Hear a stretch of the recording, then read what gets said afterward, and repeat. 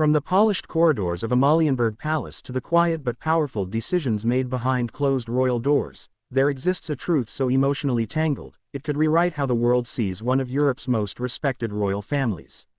This is not just a tale of titles and protocol, it is a deeply human, emotionally layered story that stretches back over 2 decades and touches on the inner workings of a family that has spent years concealing its most painful secrets.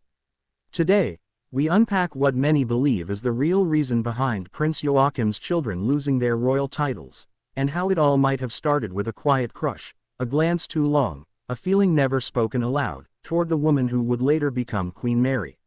When Queen Margrethe II announced in 2022 that Prince Joachim's 4 children, Count Nikolai, Count Felix, Count Henrik, and Countess Athena, would no longer carry the titles of Prince and Princess of Denmark, the world reeled in surprise.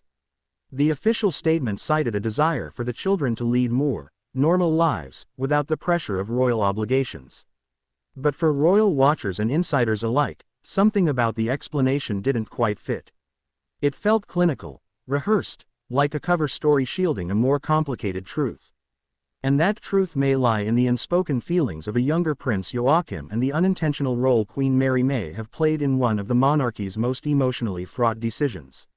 Long before Mary Donaldson became Crown Princess of Denmark, before she would become Queen Mary, wife to King Frederick X, she was an Australian marketing professional attending the 2000 Sydney Olympics. There, she met Crown Prince Frederick at the Slip-In Bar, sparking what would become a fairy tale romance. Or so the public was told, but sources close to the palace whisper that it wasn't only Frederick who was enchanted by the poised, intelligent, and beautiful Mary. It's alleged that Prince Joachim, Frederick's younger brother, was also quietly taken by her. Joachim, already married to Alexandra Manley at the time, is said to have noticed Mary's calm demeanor and natural ease, qualities that sharply contrasted with the escalating pressures within his own marriage. While Joachim never acted on any feelings, always respectful of protocol and his brother's relationship, palace insiders claim there were subtle signs of admiration. A lingering glance during public events, a willingness to attend more functions where Mary would be present, and even small shifts in mood that those closest to him began to notice. These were not the behaviors of a jealous sibling, but of someone struggling internally with emotions that had no place in the rigid order of royal life. As the years passed and Frederick and Mary's relationship blossomed into marriage, Joachim's own marriage faltered, ending in divorce in 2005. While it's easy to attribute their split to personal differences and growing apart, whispers in royal circles have long pointed to deeper emotional unrest. Some believe Joachim felt overshadowed, not just by Frederick's growing prominence as future king, but by the public's adoration of Mary, who quickly became a darling of Denmark. Mary had something Alexandra lacked: an enduring global appeal, an ability to connect across cultures, and the firm support of both the Danish people and the royal establishment. Fast forward to Joachim's remarriage to Marie Cavalier in 2008. The couple seemed genuinely happy, and they expanded their family with the birth of Prince Henrik and Princess Athena. Still, the shadow of his brother's seemingly perfect union with Mary remained. Joachim's role within the royal family began to diminish. He was assigned fewer duties, appeared less frequently in public, and moved away from the central court to France, where he would later serve as a military attaché. His physical and emotional distance from Denmark appeared to reflect more than just diplomatic duty, it echoed a feeling of being pushed aside. Then came the ultimate blow: the removal of his children's princely titles. For a father so proud of his children, especially after raising them in the royal spotlight, the move felt like betrayal. And while Queen Margrethe tried to soften the blow by stating it was for the children's benefit, Joachim could not hide his anguish. He gave emotional interviews, expressing how the decision hurt the children and left the family in turmoil. His relationship with the royal court grew colder, as did his public interactions with his brother and sister-in-law. The Danish press tried to piece together the story. Was this truly a modernization effort, or was it a calculated decision meant to draw a permanent line between the crown prince's family and the secondary branch of the royal bloodline? For many, the timing and method suggested something more emotional, personal, even. This is where the theory gains traction.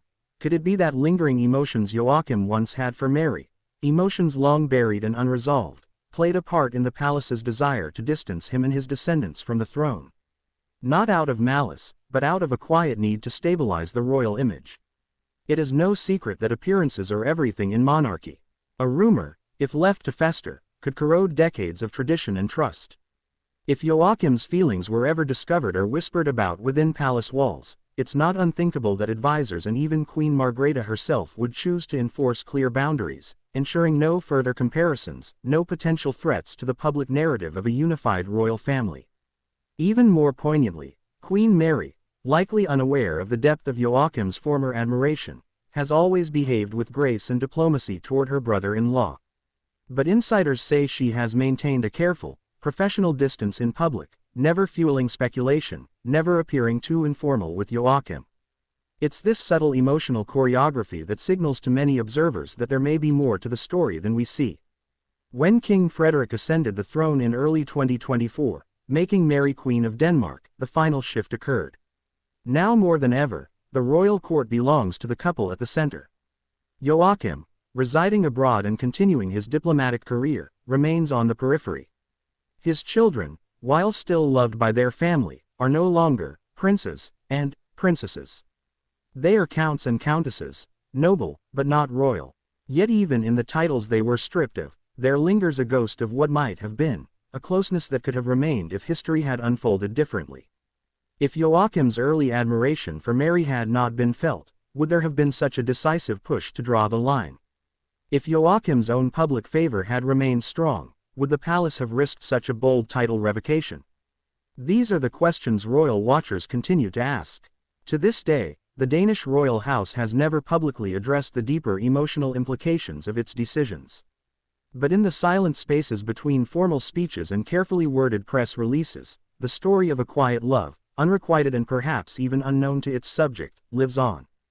It's a story not of scandal but of humanity, of how even those born into crowns and castles are not immune to the ache of longing or the bitterness of emotional distance. As Denmark looks to its royal future under King Frederick and Queen Mary, the past remains a soft echo in the background. For Prince Joachim, the man who once may have loved the same woman as his brother, the future remains uncertain, but dignified. And for his children, their loss of title may never erase the blood that runs royal in their veins, even if the world no longer calls them by princely names. But one haunting question remains for all who've followed this royal saga.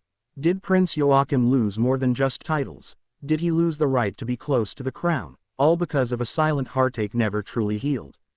Don't forget to like, subscribe, share, and comment below. What do you think really happened behind the palace walls?